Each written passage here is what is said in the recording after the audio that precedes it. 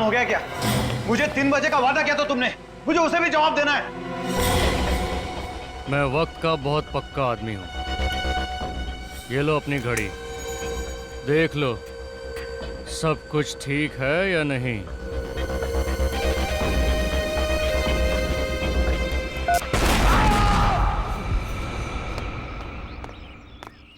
अरे भैया संभाल के, धीरे धीरे। देखो इसमें मेरी बहुत महंगी क्रॉकरी है, पढ़ो। ग्लास हैंडल विथ केयर, संभाल के लेके जाओ। चिंता मत कीजिए मैडम जी, कुछ नहीं टूटेगा। अरे चिंता कैसे ना करूं? इसमें से अगर एक भी सामान टूटा ना तो मैं तुमसे पैसे लूंगी। चलेगा। हाँ चलेगा, बात करने की तमीज नहीं है। अरे ये क्या है? मैंने आप लोगों से कहा था गाड़ी से सामान उतार कर सीधे अंदर ले जाना, यहाँ फैला दिया। चलिए टाइम मत वेस्ट करिए, ले जाइए अंदर। सारा सामान अंदर चाहिए मुझे, सीधे अंदर भाई। हाँ मेरी तो कुछ समझ में नहीं आ रहा है। अब क्या हुआ मिलानी? मुझे ऐसा लग रहा है कि इसमें कुछ सामान ज्यादा है। मिलानी तुम भी ना हमेशा परेशान रहती, ये सारा सामान हमारा ही है। मगर ऐसे चलो चलो अभी अंदर चलो, कमाल करती हो तुम भी। अब मैं मुफ्त में कोई सामान क्यों देगा? तुम कभी मेरी बात नहीं सुनोगे। हद है। तो इसने गलत क्या कहा? बस मिलानी, जब देखो तुम मेरे से झगड़ा करने का बहाना ढूंढती रहती हो। अब बहस बंद करो और ये सब सामान समेटो, जिसको जहाँ रखना रखो। हाँ हाँ मुझे पता है, मुझे ही सब करना है। ये उठाओ, वहां रखो। वहाँ रखो।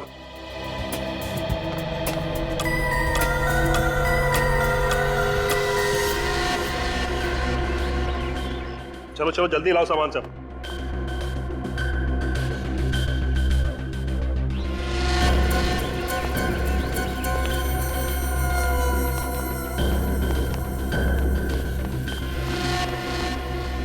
ठीक से खोला उसे।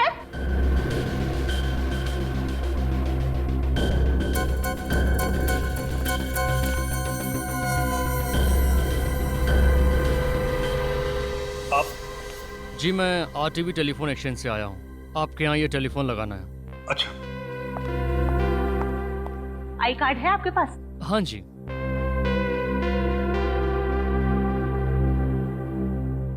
चलो छोड़ो, आप आइए मेरे साथ।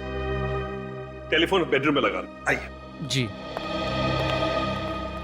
अरे घड़ी क्या देख रही हो, काम करो जल्दी। ना काम पड़ा है। मिलानी ये तो कह रहा है कि बेडरूम में टेलीफोन का कनेक्शन खराब हो गया, फोन यहीं हॉल में लगेगा। बेडरूम का कनेक्शन खराब है? जी मैडम। नहीं नहीं, हॉल में फोन मत लगाना। जब भी फोन बजेगा मुझे ही उठाना पड़ेगा। बेडरूम का कनेक्शन आज ही ठीक कर दो। माफ कीजिएगा मैडम, आज तो हो नहीं पाएगा। आपके घर के अलावा मुझे 2 और घरों में जाना है। अरे छोड़ो ना, तुम बिल्कुल फिक्र मत, फोन यहीं लग जाने दो। जब भी घंटी बजेगी मैं खुद आके उठाऊंगा। बस तुम उठाओगे? सुस्ती के पहाड़। ज़बान संभाल के बात करो मिलानी, जो मुंह में पक देती हो। जो तुम्हारे दिल में आए करो। हाँ। अरे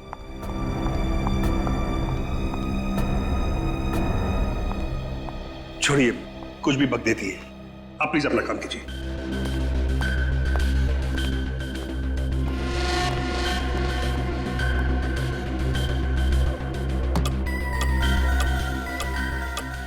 अब थोड़ा ही सामान बचा है, इसे कल सजाएंगे। जी मिलानी तुम बिल्कुल फिक्र मत करो, हमारे पास वक्त ही वक्त है, आराम से सजा लेना। हाँ तुम तो बोलोगे ही, आखिर घर तो हमें ही सजाना है ना। तुम फिर से शुरू हो गई ना? क्यों, सच्ची बात कड़वी लगी? तुमसे तो बात करना ही बेकार है। हाँ, मैंने कहा ना, इनका कुछ नहीं हो सकता। रीमा, तुमने घर के सारे खिड़की दरवाजे बंद कर लिए ना? जी मैम साहब। ठीक है, तुम जाओ सो जाओ, मैं भी सो जाती हूँ। जी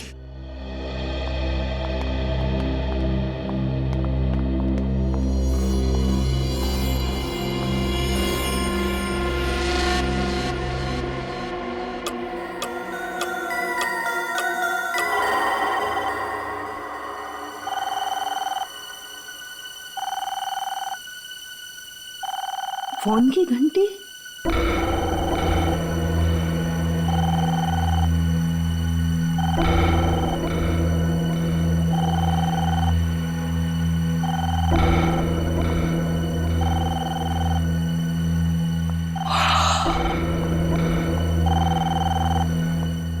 फोन लगाए आया नहीं कि फोन बजना शुरू। अभी तक तो पड़ोसियों से भी जान पहचान नहीं हुई। इतनी रात को किसका फोन हो सकता है? हेलो मिलानी, मिलानी ये क्या हो गया? सब खत्म हो गया। मिलानी, काश काश मैं गया होता वो फोन उठाने तो ये सब कुछ नहीं होता। मिलानी, तुम जैसी भी थी मेरी पत्नी थी। मिलानी, तुम मेरी पत्नी थी। कैसे हुए इसे?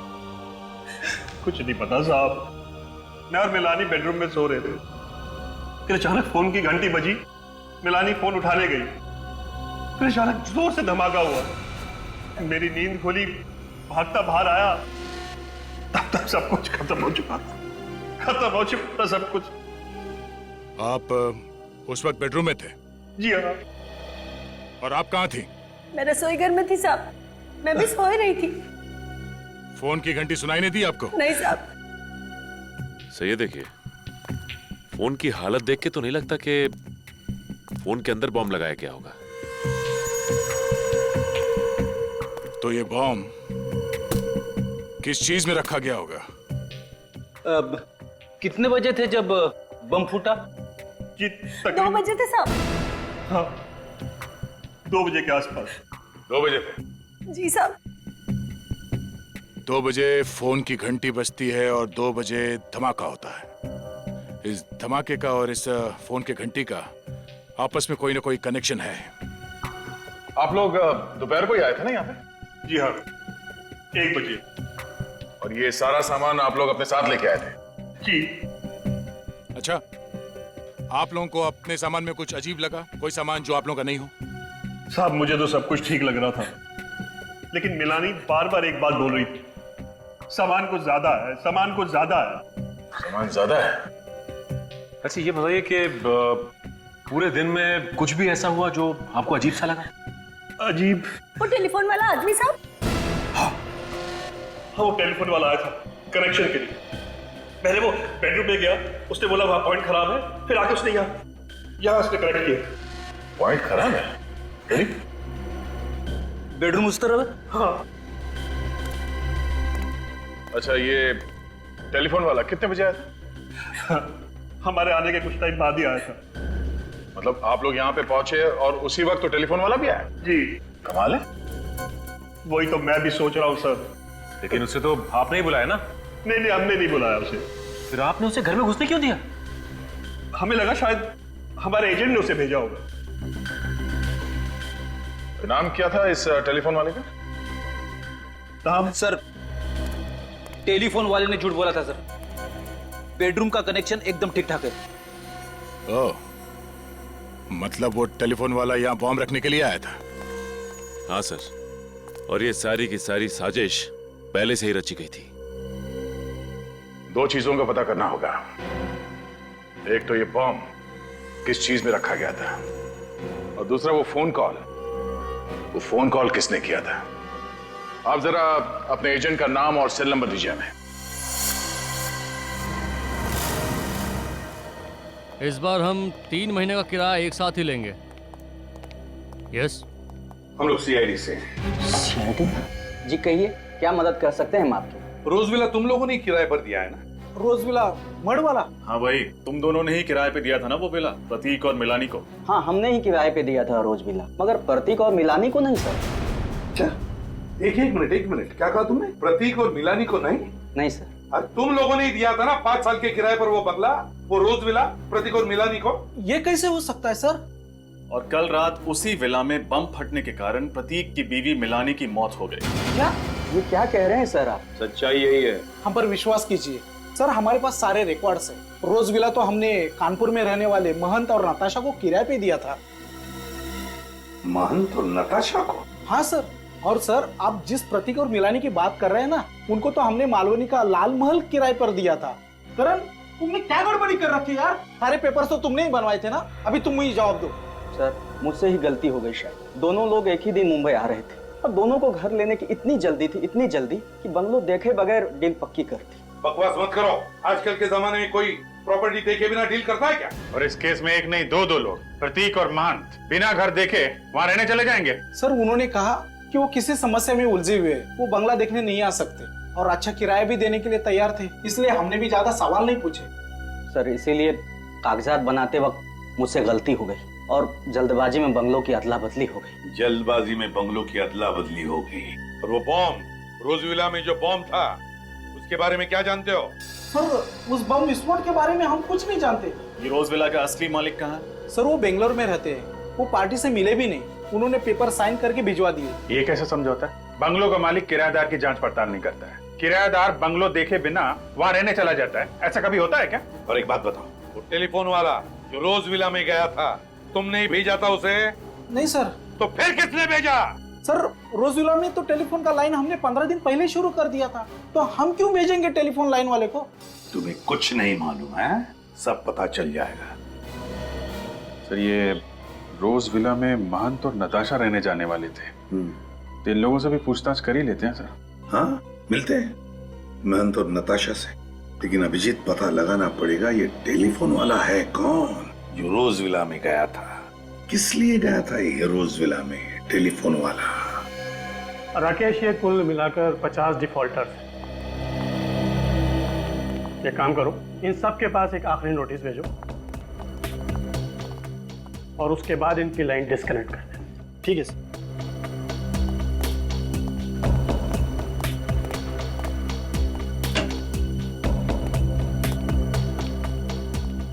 आप ही आरटीबी टेलीफोन एक्सचेंज के एरिया सुपरवाइजिंग मैनेजर हैं? जी मेरा नाम विवेन है सर। देखिए हम लोग सीआईडी से रोज विला मड आइलैंड में एक औरत का खून हुआ है और उसी सिलसिले में हम आपके एक कर्मचारी से मिलना चाहते हैं। वो कर्मचारी कल इस रोज विला में गया था एक नया टेलीफोन एक्सचेंज करने के लिए। सर आप किस कर्मचारी की बात कर रहे हैं? उसका नाम तो हमें नहीं मालूम, लेकिन इन्होंने उसकी शक्ल देखी थी। एक मिनट सर। मड आइलैंड के रोज विला में कल किसको नए कनेक्शन के लिए भेजा था? क्या 2 हफ्ते पहले नया कनेक्शन लग चुका है और लाइन चालू है? किसे भेजा था वहां पर? चंदर को। ठीक है उसे अंदर भेजो। विवेन साहब, ये हमें मालूम था कि रोज विला में 2 हफ्ते पहले ही एक नया कनेक्शन हो चुका है और फोन चालू है, इसीलिए हम इस कर्मचारी से, इस चंदर से मिलना चाहते हैं। आपने मुझे बुलाया सर? हाँ चंदर, ये लोग तुमसे मिलना चाहते हैं। साहब ये वो आदमी नहीं है जो कल रोज विला में आया था। ठीक से याद है ना तुम्हें? ये वो आदमी नहीं था? नहीं साहब, ये वो आदमी नहीं था। मैडम ने उसका आईडी भी चेक किया था। ये वो आदमी नहीं है? ये चंदर नहीं है? तो फिर चंदर जी तुम्हारे नाम पर कोई और कैसे गया था रोज विला में नया टेलीफोन कनेक्शन करने के लिए? कैसे गया था कोई और? क्यों? क्या तुमने तुम्हारा आइडेंटिटी कार्ड किसी और को दिया था? दिया था या नहीं? बताओ तुम्हारा आई कार्ड बताओ, बताओ तुम्हारा आई कार्ड। नहीं सर।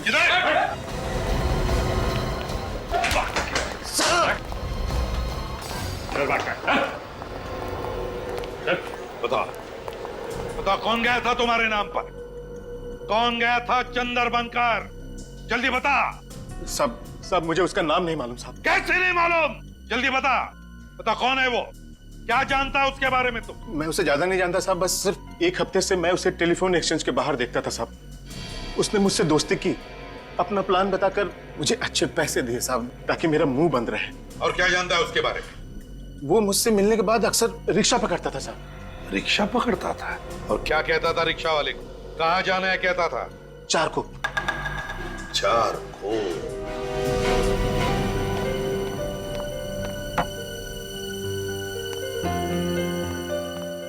साहब जी खाना लगा दिया है, खा लीजिए, ठंडा हो जाएगा। नताशा मैम साहब अभी तक उठी नहीं। अखबार पढ़ते पढ़ते समय का पता ही नहीं चला। और ये नताशा भी ना, उसकी नींद की गोलियां कम करनी पड़ेगी। वैसे भी नताशा मैम साहब ने तो अलार्म लगाया था ना। इस समय कौन है? आप? मन तो नताशा घर में है, हम लोग सीआईडी से हैं। सीआईडी? हाँ। कहिए, मैं ही महंत हूँ। देखिए, रोज विला में जो वारदात हुई है उसके बारे में पूछताछ करने आए हम लोग। हाँ, अमित ने सब कुछ बताया मुझे उसके बारे में। स्टेट एजेंट अमित ने सब कुछ बताया? जी। फ्रेडी, आप जरा ये फोटो देखिए। इन दोनों में से किसी को जानते हैं आप?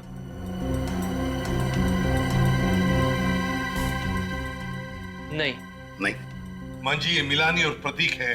जिस रोज विला में आप दोनों रहने जाने वाले थे, आपकी जगह ये गए और फिर आपको पता है क्या हादसा हुआ। ये प्रतीक और मिलानी है। ये सब उस दूसरे एजेंट करण की गलती की वजह से हुआ है। न वो बंगलों की अदला बदली करता और नहीं ये सब कुछ होता। लेकिन मान जी, बात अलग है। हमें शक है कि रोज विला के बॉम्ब फटने से मिलानी की जो मौत हो गई, वो बॉम्ब प्रतीक और मिलानी के लिए नहीं बल्कि आप दोनों के लिए था। आप लोगों के लिए। कि हम लोगों के लिए? जी हाँ। लेकिन हमें कौन मारना चाहता है?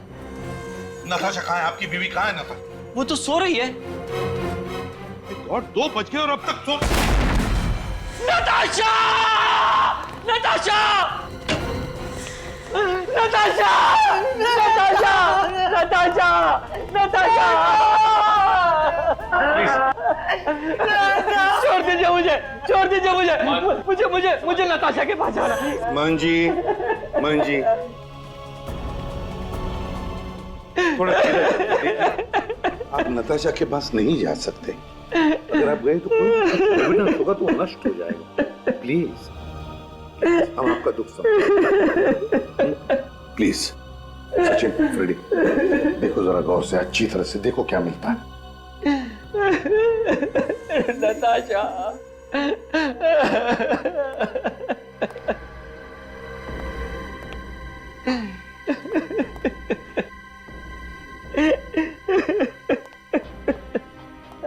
प्लीज शांत हो जाइए।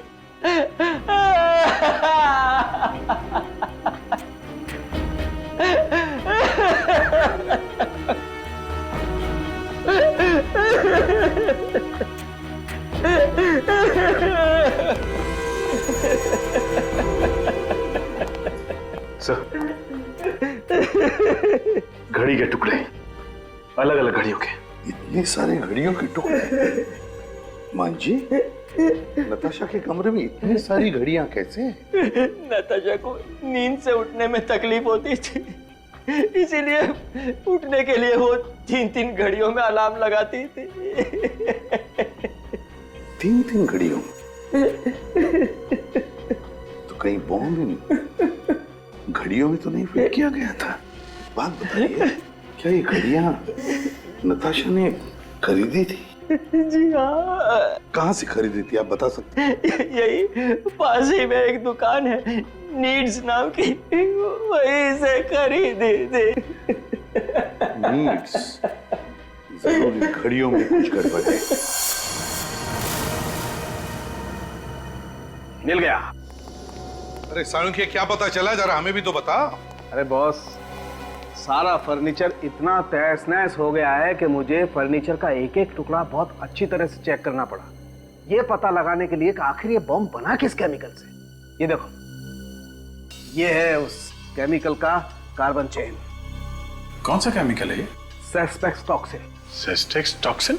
हाँ, वैसे तो और भी केमिकल्स मिले मुझे, लेकिन ये सेस्पेक्स टॉक्सिन केमिकल सबसे ज्यादा मात्रा में मिला। अब बॉस, ये सेस्पेक्स टॉक्सिन सबसे ज्यादा इस घड़ी पर मिला है। इतना ही नहीं, इस घड़ी पर मुझे उस बॉम्ब के डेटोनेटर के अंश भी मिले। इस घड़ी के टुकड़ों पर से? इसका मतलब है कि बॉम्ब घड़ी के अंदर फिट किया गया था। सर, कहीं ये घड़ी भी उन सामानों में से तो नहीं जिसे मिनाली ज्यादा सामान कह रही थी? हो सकता है। फ्रेडी, सचिन, काम करो, ये घड़ी के जितने भी टुकड़े हैं इन्हें जोड़ने की कोशिश करो। अब समझ में आ रहा है सर। जैसे इस घड़ी में 2 बजे इस घड़ी के अंदर रखा गया बॉम्ब ट्रिगर हुआ और फट गया। सर, ये कोई इत्तेफाक नहीं है कि रात 2 बजे फोन की घंटी बजती है, मिलानी उस फोन को उठाने के लिए हॉल में आती है और उसी वक्त बॉम्ब फट जाता है। हाँ अभिजीत, एक बहुत बड़ी साजिश है ये। बस पता लगाना चाहिए कि ये फोन किया किसने था, किसने किया था फोन। सर, मुझे तो इस काम वाली बाई पे शक है सर। उस टाइम से कहा था कि ठीक 2 बजे धमाका हुआ था, मगर उसने कोई घड़ी नहीं पहन रखी थी, तो एग्जैक्टली धमाका कितने बजे हुआ उसे कैसे पता? इस काम वाली बाई से फिर से पूछताछ करनी पड़ेगी।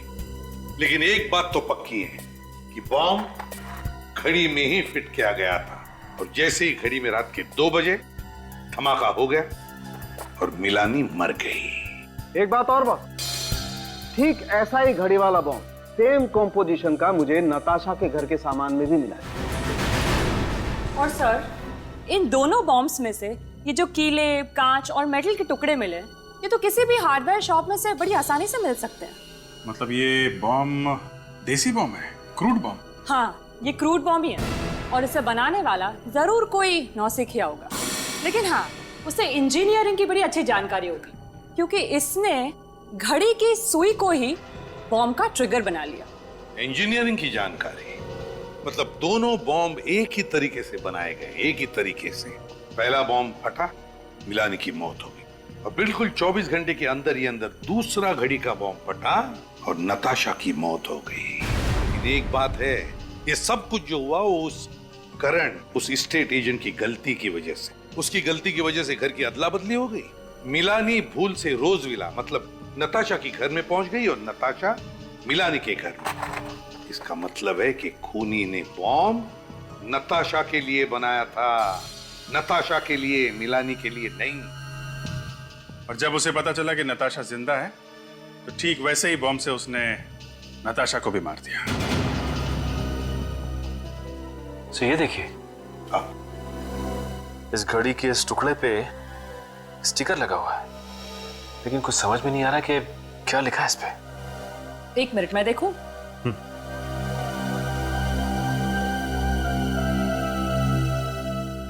हाँ, अब देखिए, कुछ कुछ नजर आ रहा है।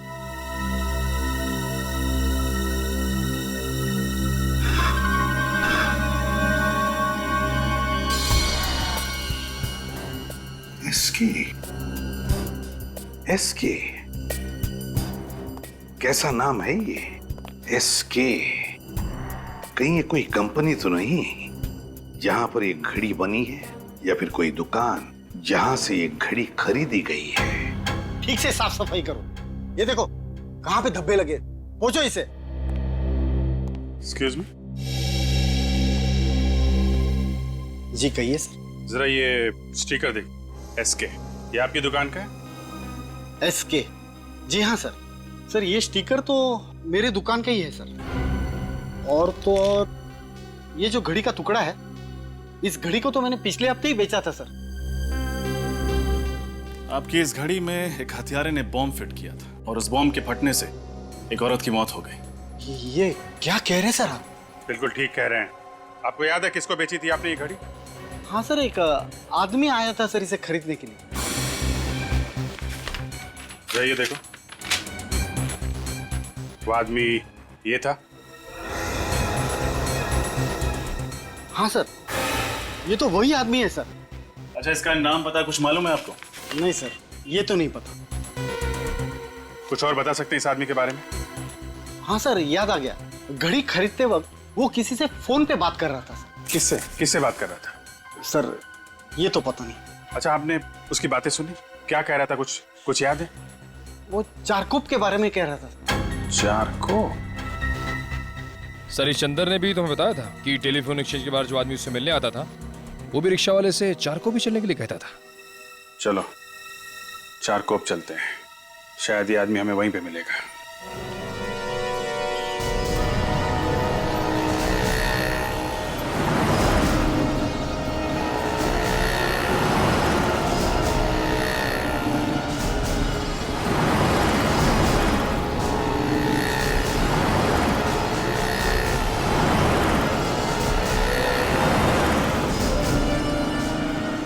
सर कुछ नहीं पता चला।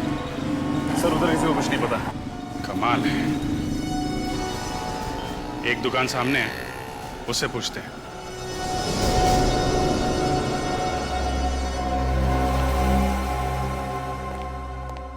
आप लोगों को क्या चाहिए साहब? हमारे सेठ बाहर गए हुए हैं। बाहर गए? जी साहब। कोई बात नहीं। आप जरा ये स्केच देखो। इस आदमी को देखा यहाँ आसपास? ये तो हमारे सेठ की तरह लग रहा है साहब। ये हमारे सेठ ही हैं। ये तो इनके सेठ निकले। खुद की इतनी बड़ी दुकान है। क्या नाम है तुम्हारे सेठ का? मकरंद साहब। मकरंद? जी साहब। निखिल, जरा वो टुकड़ा दिखाना इन्हें। ये देखिए।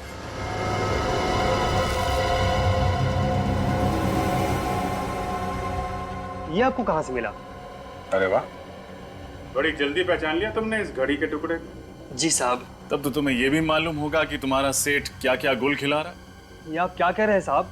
मेरे कुछ समझ में नहीं आ रहा। समझ में नहीं आ रहा?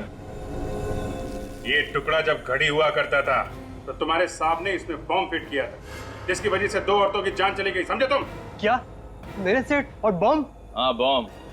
और तुम तो ऐसे चौंक रहे हो जैसे तुम्हें कुछ मालूम ही नहीं है। साहब, मैंने मकरंद साहब को घड़ियां लाते हुए और ले जाते हुए देखा था। अच्छा, कहाँ लेके आते थे घड़ी? कहाँ रखते थे? वहाँ पीछे कमरा है, मकरंद साहब घड़ियों को उसी में रखते थे। चलो देखते हैं वो कमरा। दिखाओ कहाँ पे है। आइए साहब।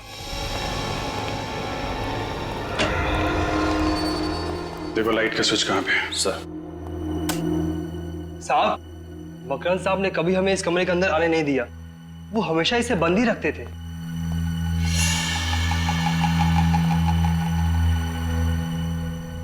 My God.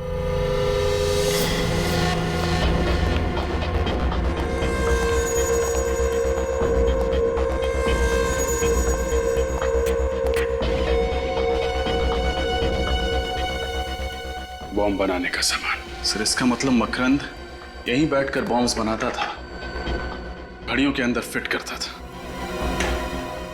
क्या ये सब? यहाँ इतना सब कुछ चल रहा था और तुम लोगों को कुछ पता नहीं चला? घड़ियां तो हमने देखी थी साहब, लेकिन उसके अंदर मकरंद साहब ने क्या हेरा फेरी की ये हमें मालूम नहीं पड़ा। सर ये देखिए, ये तो रोज विला की फोटोज है।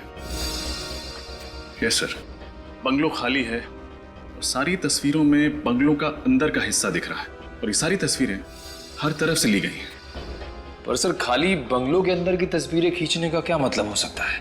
मतलब ये निखिल की प्रतीक और मिलानी के रोज विला में जाने से पहले मकरंद उस बंगलो में गया और वो घड़ी बम कहाँ पे फिट करना है वो जगह तय कर ली। सर लेकिन बंद पड़े हुए बंगलों के अंदर जाकर तस्वीरें खींचना ये कैसे मुमकिन हुआ होगा? मतलब इस मकरंद के पास रोज विला की चाबी थी, किसी जान पहचान वाले ने उसे चाबी दी होगी, मगर किसने? वैसे तुम्हारे मकरंद साहब गए कहाँ हैं?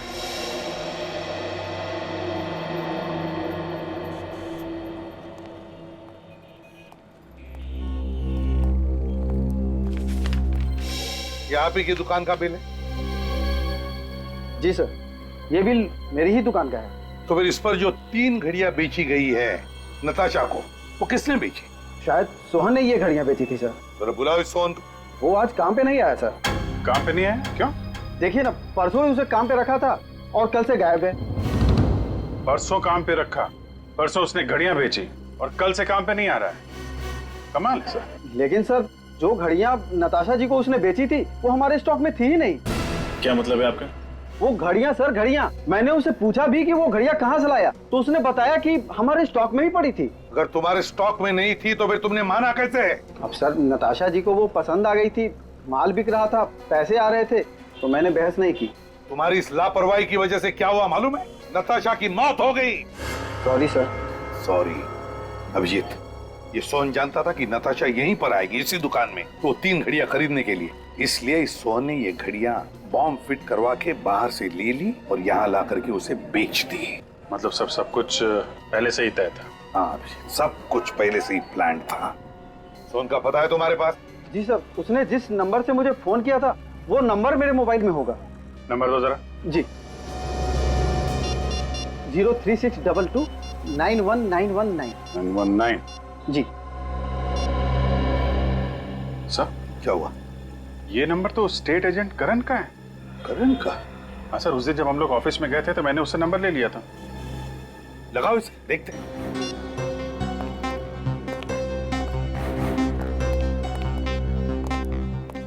नहीं सर, फोन बंद आ रहा है। फोन बंद आ रहा है? सर इसका मतलब करण और सोहन एक ही आदमी है, और वो सोहन सिर्फ इसलिए बना था ताकि वो बॉम्ब वाली घड़ियां नताशा को बेच सके।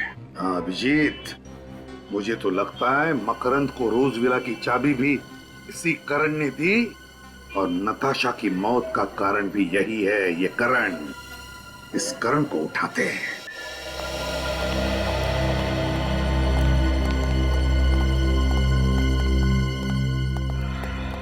आप लोग? करण कहाँ है? आपको मालूम नहीं सर? क्या मालूम नहीं? करण की आज सुबह ही मौत हो गई। क्या? करण की मौत हो गई आज सुबह? कैसे? एक्सीडेंट, ट्रक ने उसे उड़ा दिया। वो हॉस्पिटल तक भी नहीं पहुंच पाया बेचारा। एक्सीडेंट या खून? क्यों एक्सीडेंट या खून? अभिजीत, मुझे तो यही लगता है ये एक्सीडेंट नहीं खून है। खूनी को पता चल गया कि हम करण को उठाकर उससे सच उगलवा लेंगे, तो उसने उसका खेल ही तमाम कर दिया। अच्छा ये बताओ, ये जो बंगलो आपस में बदले थे, ये गलती सिर्फ करण की थी या फिर? नहीं सर, वो सिर्फ करण की वजह से हुई थी। फिर भी तुम कुछ जानते हो, हमें पता है। क्या जानते हो बताओ जल्दी। देखो घबराओ मत, सच सच बताओ तो तुम्हें कुछ नहीं होगा, कोई कुछ नहीं करेगा तुम्हें। बताओ क्या जानते हो। देखिए सर, वो पिछले 2 दिन से काफी डरा हुआ है। उसके मन में कोई राज था। राज? कैसा राज? वो राज बताने से पहले उसकी मौत हो गई। क्या जानता था ये करण जिसकी वजह से उसकी मौत हो गई? करण के घर की तलाशी लेते हैं सर। सर वो इतना डरा हुआ था कि 2 दिन से ऑफिस में ही सो रहा था। क्या? 2 दिनों से वो ऑफिस में ही सो रहा था? वो घर गया ही नहीं? घर गया ही नहीं। करण 2 दिनों से घर गया ही? ये क्या है अभिजीत? पिछली बार जब हम यहाँ आए थे तब तो ये पेंटिंग नहीं थी, है ना? हाँ सर, ये 2 दिन पहले ही खरीदी है। किसने? करण ने। 2 दिन पहले करण ने ये पेंटिंग खरीदी? 2 दिन पहले? है ना बड़ी अजीब बात। एक आदमी जिसके सिर पर मौत मंडरा रही है, जो 2 दिन से डर के मारे अपने घर नहीं जाता लेकिन ऑफिस में सोता है, वो आदमी 2 दिन पहले ये पेंटिंग खरीदता है। क्यों क्यों खरीदता है ये पेंटिंग? है अच्छी है पेंटिंग, लेकिन है क्या इसमें जो करण ने इसे खरीदी? खोलकर देखे क्या?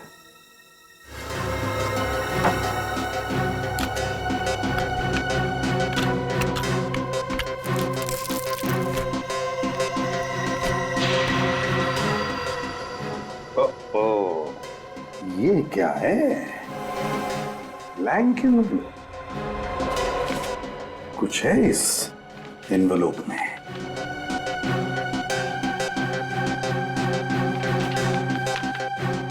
माय गॉड, तो ये है वो राज जो करण जानता था और जिसकी वजह से उसकी जान चली गई, जिसकी वजह से नताशा का खून हुआ और जिसकी वजह से मिलानी मर गई।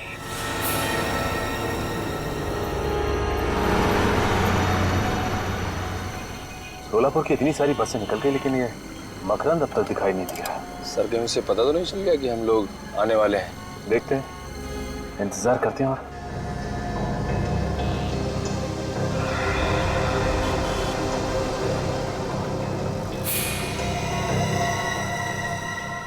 वो देखो नहीं, चश्मे वाले के बगल में वो आदमी बिल्कुल मकरंद जैसा लग रहा है। हाँ सर, शायद ये मकरंद ही है। चलो जल्दी आओ।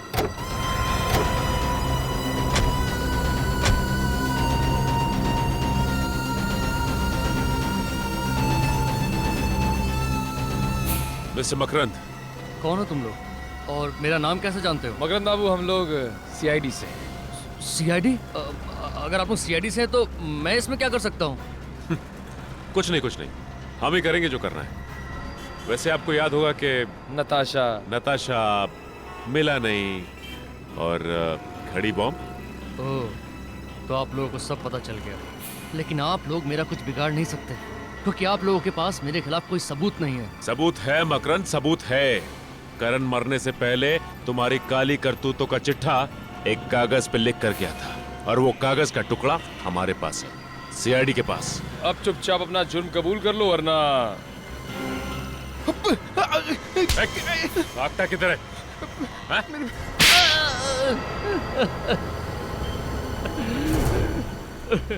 हाँ, मैं ही जिम्मेदार हूँ मिलानी, नताशा और करण के खून का। ये सारे खून तुमने किए क्यों? पैसों के लिए। करण को किसी तरह पता चल गया कि मुझे बॉम्ब बनाने आता है। बस उसने मुझे ढूंढ निकाला और कहने लगा कि एक आदमी है जो मुझे घड़ी बम बनाने के लिए मुंह मांगी रकम देगा। और फिर तुमने बड़ी सफाई से तो फोन मिलानी के घर के हॉल में फिट कर दिया ताकि वो फोन उठाने आए और उसकी मौत हो जाए। हाँ। पहले मैंने रोज विला के अंदर घुसकर अच्छी तरह जांच पड़ताल की और फिर जिस दिन प्रतीक और मिलानी वहां रहने आए, मैंने चुपके से वो घड़ी वाला कार्टून टेम्पो के अंदर रख दिया।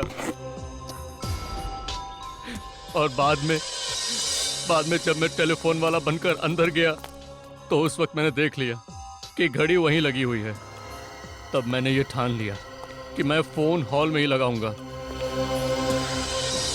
और जिस दुकान से नताशा ने घड़ियां ली थी उसमें भी बम मैंने ही लगाया था। और करण की मौत को तुमने बड़ी सफाई से एक्सीडेंट का रूप दे दिया। करना पड़ा, क्या करता। वो आप लोगों के सामने अपनी जबान खोलने वाला था, इसलिए उसे भी रास्ते से हटाना ही पड़ा। और ये सब कुछ करने के लिए तुम्हें पैसे किसने दिए? पैसे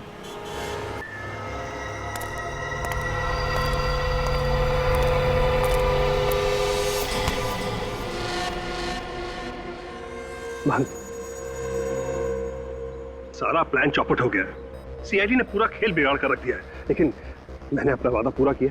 मैंने भी अपना वादा पूरा किया।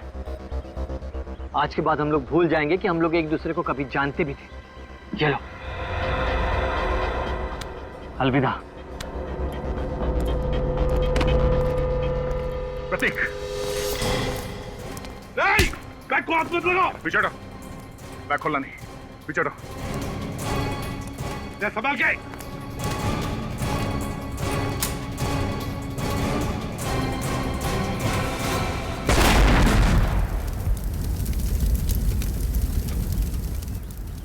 गद्दार, तूने मुझे मारने की कोशिश की। मैंने कुछ भी नहीं किया। ये सब इसी का किया हुआ है। झूठ बोल रहा है सर। दरअसल ये आप लोगों को भटकाने की कोशिश कर रहा है। प्लान इसी का था, इसी ने बनाया था। ये बोल रहा है साहब। मैं बता दूं। झूठ बोल रहा है ये। अरे कमाल कर रहा है। मैंने कुछ नहीं किया साहब। मेरा ये झूठ बोल रहा है। इसने क्या किया और क्या नहीं अभी पता चल जाएगा।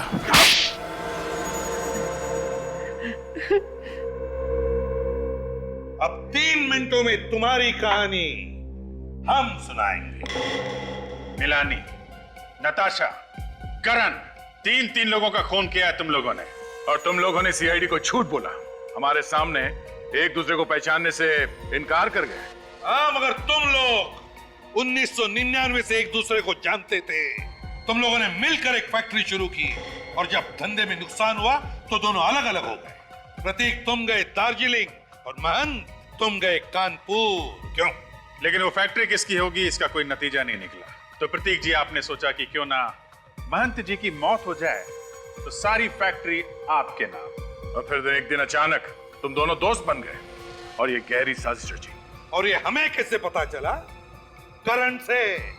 करण जो कई साल पहले तुम दोनों का नौकर हुआ करता था, उसी ने तुम दोनों का काला चिट्ठा लिख कर रख दिया कागज पर हमारे लिए, समझे? 3 मिनट खत्म।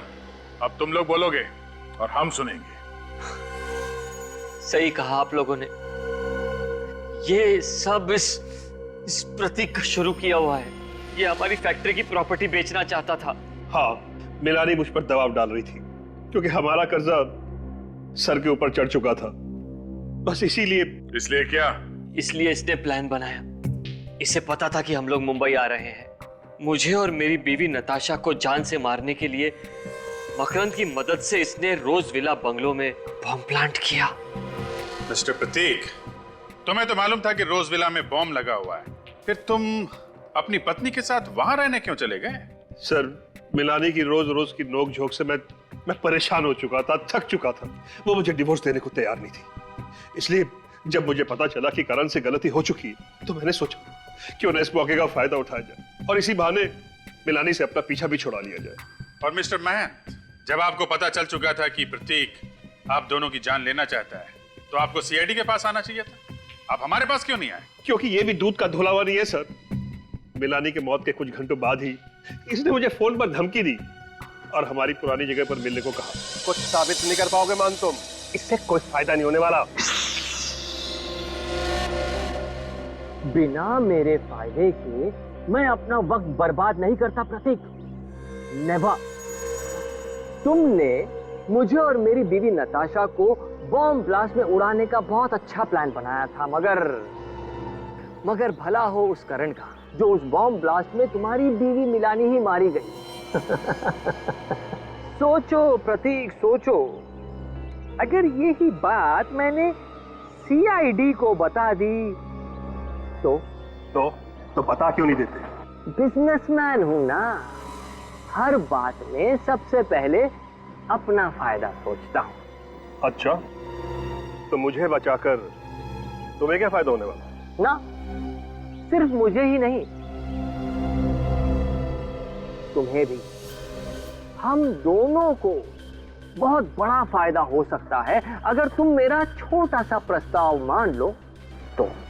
कैसा प्रस्ताव? देखो प्रतीक, हम दोनों ने मिलकर पार्टनरशिप में बिजनेस शुरू किया था, ये सोचकर कि करोड़ों कमाएंगे, ऊंचाई तक पहुंचेंगे। आज हम लोग ऊंचाई तक तो पहुंच गए, मगर नीचे करोड़ों का कर्जा है।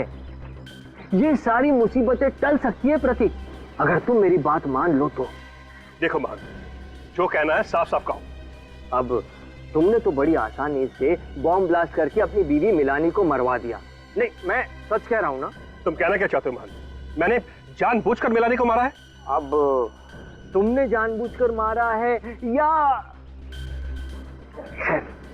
खैर छोड़ो इन बातों को, और मेरी एक छोटी सी और आसान सी बात सुनो।